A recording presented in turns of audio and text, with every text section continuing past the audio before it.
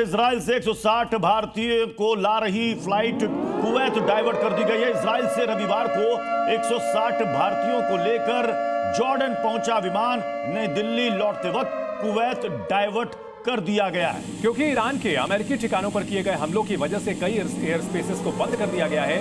कई middle east के देशों ने अपने हवाई क्षेत्र को बंद कर दिया है और इसी वजह से जो विमान भारतीयों को ला रहा था उसे कुवैत की ओर डाइवर्ट किया गया।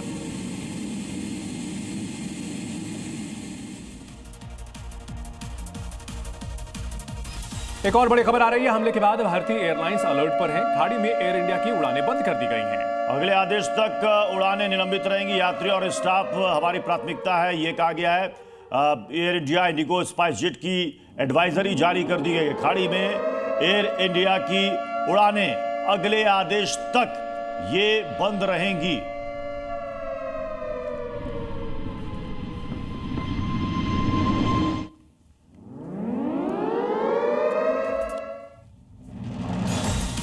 ईरान की राजधानी तेहरान में मौजूद एविन जेल पर इजरायली वायुसेना ने हमला किया। यह जेल राजनीतिक बंदियों का सेंटर मानी जाती है। इजरायल और अमेरिका ने इसे ईरानी शासन में बदलाव की शुरुआत बताया।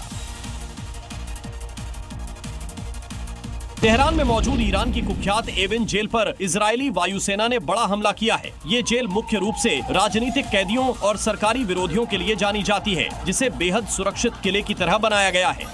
इजरायल का ये हमला वहां बंद कैदियों को मुक्त कर ईरान की सत्ता व्यवस्था को अस्थिर करने की रणनीति का हिस्सा माना जा रहा है। इजरायली विदेश मंत्री ने हमले की तस्वीरें साझा करते हुए आजादी अमर रहे का नारा दिया, जो इस अभियान के इरादे को और साफ करता है। आईडीएफ और अमेरिकी राष्ट्रपति डोनाल्ड ट्रंप पहले ही ईरान में शासन परिवर्तन की इच्छा जाहिर कर चुके हैं। इस तस्वीर ने पश्चिम एशिया में तनाव के हालात को और ज्यादा पेचीदा बना दिया है। ईरान और इजराइल के बीच जंग से जुड़ी हुई ट्रंप ने दावा किया है, युद्ध विराम हमने करवा दिया है। सोशल मीडिया पर ट्रंप ने ऐलान किया है, दोनों देशों में युद्ध विराम पर सहमति बन गई है। ट्रंप ने यह दावा किया है कि ईरान और इजराइल दोनों के बीच सहमति बन गई है। तो 12 दिनों से जो युद्ध चला आ रहा है, डोनाल्ड ट्रंप ने दावा किया है कि ये अब खत्म होगा। अगले 24 घंटे के अंदर ये खत्म हो जाएगा। डोनाल्ड ट्रंप का ये बड़ा दावा है। जी हां, ये अभी तक अमेरिकी प्रेसिडेंट की तरफ से दावा किया गया है। ना ईरान ना इजराइल दोनों की तरफ से कोई ऑफिशियल बयान अब तक नहीं आया है। तो अमेरिकी राष्ट्रपति डोनाल्ड ट्रंप ने तेल उत्पादक देशों और कंपनियों से तेल की कीमतें कम रखने की अपील की है। ट्रंप ने ट्रूथ हैंडल पर लिखा कि सभी लोग तेल की कीमतें कम रखें ताकि इससे दुश्मन फायदा ना उठा सके। अमेरिकी राष्ट्रपति डोनाल्ड ट्रंप ने तेल की कीमतों को कम रखने की मांग की है। ट्रंप ने अपने ट्रुथ हैंडल पर लिखा कि सभी को मिलकर तेल की कीमतें नियंत्रित करनी चाहिए ताकि दुश्मन देश इसका फायदा न उठा सकें।